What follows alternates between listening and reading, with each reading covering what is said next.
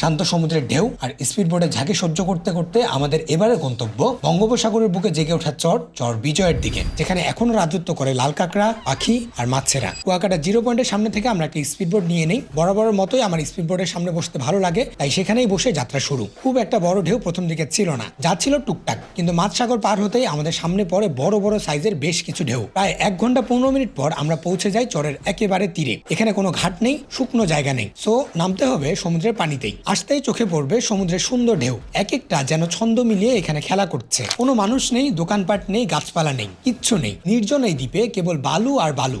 এমন একটা আইল্যান্ড দেখেন, এপাশেও কোনো মানুষ নাই, এপাশেও কোনো মানুষ নাই, মানে মানুষ তো দূরের কথা, একটা গাছপালা পর্যন্ত এখানে নাই। এমন একটা আইল্যান্ড বাংলাদেশে আছে, এটাই হয়তো আমরা অনেকেই জানি না। প্রচুর বাতাস, খালি বাতাস বললে ভুল হবে, বরফ ঠান্ডা বাতাস হাত পা অবশ করে ফেলছিল। সামনে আগাতেই দেখতে পারবেন লাল কাঁকড়ার দল, যদিও এই লাল কাঁকড়া জোয়ারের সময় আরো বেশি দেখা যায়। আমরা ক্যামেরাতে আনফরচুনেটলি দেখাতে পাচ্ছি না, বাট পেছনে যত দূর চোখ যায় পুরোটা লাল গালিচার মতো একেবারে লাল হয়ে আছে, মানে লাল কাঁকড়া দিয়ে একেবারে ভর্তি এখানে। দ্বীপের ওপাশে থাকে ঝাঁকে ঝাঁকে পাখি। যেহেতু সময় কম, তাই আমরা বোট চালিয়ে ওপারে যেতেই দেখতে শুরু করলাম মাছের ঝাঁকের লাফালাফি, আর তারই পেছনে শত শত পাখির দল বসে আছে, ডাকাডাকি করছে।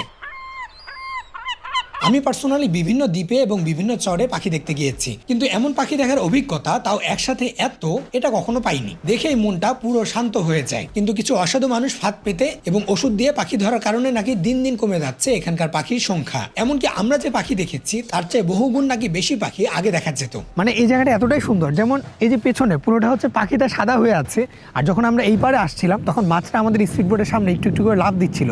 মানে পুরো এক্সপিরিয়েন্সটা অ্যামেজিং লাগবে। যদিও স্থানীয় জেলেদের বিছানো জালে মাছ আটকে থাকতে এমনিতেও আপনারা দেখতে পারবেন এখানে। আর এখান থেকে দেখা সূর্যাস্তের ব্যাপারে যদি বলি, পুরো কুয়াকাটায় দেখা বেস্ট সূর্যাস্তটা আপনি দেখতে পারবেন এই চর বিজয় থেকে। কিন্তু সেফটির দিকটা এখানে মাথায় রাখতে হবে সবচেয়ে বেশি, কেননা কোনো প্রকার সিকিউরিটি এখানে নেই। ডাকাত বা দস্যু কেউ যদি অ্যাটাক করেই বসে তাহলে আর রক্ষা নেই। আর তার উপর রাত বাড়ার সাথে সাথে ঠান্ডাও বেড়ে যায় প্রচুর। সো খুবই ভালো হয় সন্ধ্যার পর এখানে না থাকা এবং যথাযথ সেফটি মেনটেন করেই অল্প সময়ে পুরোটা ঘুরে ফিরে চলে আসা।